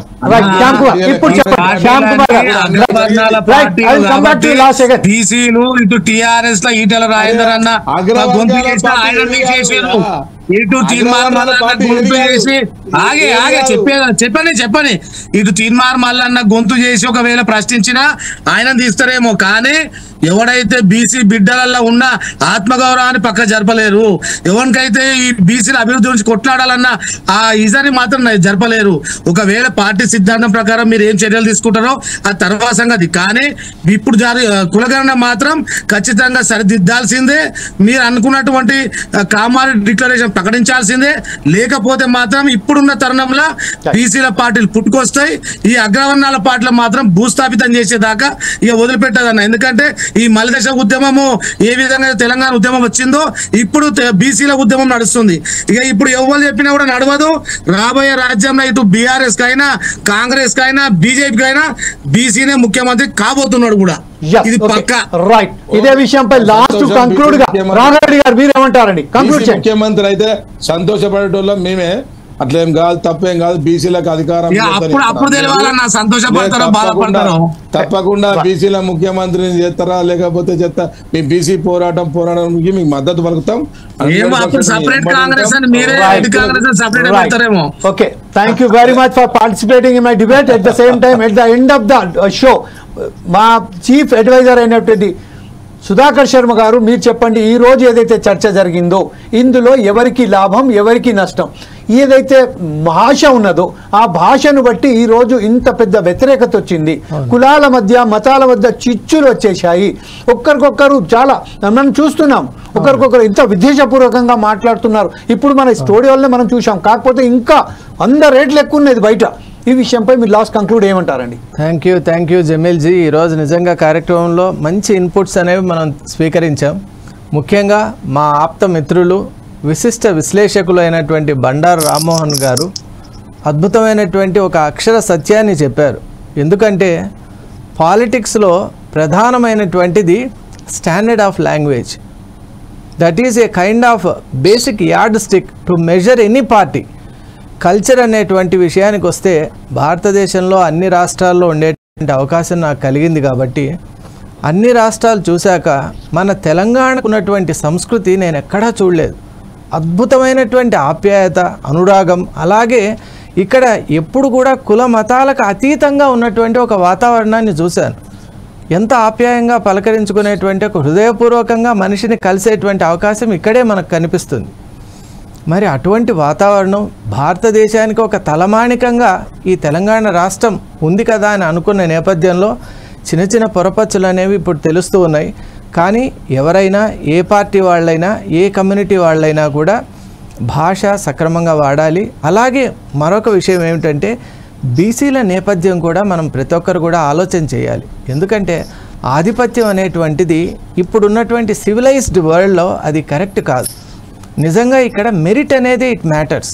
నిజంగా మట్టిలో మాణిక్యాల్లాగా ప్రతి చోట కూడా మనకు అద్భుతమైన వ్యక్తులు, వ్యక్తిత్వాలు కనిపిస్తూనే ఉన్నాయి, కమ్యూనిటీస్ అపార్ట్. కాబట్టి ఎవరైతే ది బెస్టో వాళ్లకు ప్రతి ముఖ్యమైనటువంటి ఈ ప్రధాన పార్టీలు ఉన్నాయి, కాంగ్రెస్ కానివ్వండి, బీజేపీ కానివ్వండి, బీఆర్ఎస్ కానివ్వండి, ఎవరైనా కూడా ఇండివిజువల్ మెరిట్ని చూసి వాళ్ళకు అభ్యర్థిత్వాన్ని ఇస్తే గనక స్థానిక ఎన్నికల్లో ఒక కొత్త చరిత్రను మనం సృష్టిస్తాం.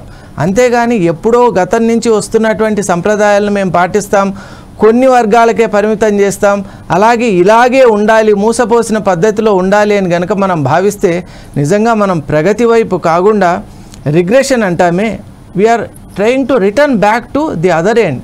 అది నిజంగా తెలంగాణకు వాంఛనీయం కాదు. అద్భుతమైనటువంటి సాంస్కృతిక ఆలవాలమైన తెలంగాణ. ఈ నేపథ్యంలో కూడా ప్రతి కమ్యూనిటీకి ప్రాధాన్యత ఇద్దాం. అలాగే ప్రతి కమ్యూనిటీతో కలిసి మెలిసి ఒక అద్భుతమైనటువంటి సమైక్యమైనటువంటి ఒక సమాజాన్ని సృష్టించి భారతదేశానికి ఒక తెలంగాణ విజనరీ, అలాగే ఒక రోల్ మోడల్గా ఉండేటట్టు నిలబెడదామనేటువంటి ఒక ఆశతో సెలవు తీసుకుంటున్నాను. Thank you very much Sudhakar Sharma గారు. ఈ రోజు పార్టిసిపేట్ చేసినందుకు oil and seeds corporation chairman Ramgareddy గారికి, బీజేపీ నాయకులైనటువంటి డాక్టర్ నరేష్ గారికి, అలాగే బండారు రామ్మోహన్ గారు ఎనాలిస్ట్ గారికి, అలాగే బీఆర్ఎస్ నాయకులైనటువంటి శ్యామ్ కుమార్ గారికి ప్రత్యేక ధన్యవాదాలు చేస్తూ మరొకసారి మీ ముందుకు వస్తాం. అప్పటిదాకా చూస్తూనే ఉండండి ఫోర్సైట్స్ టీవీ.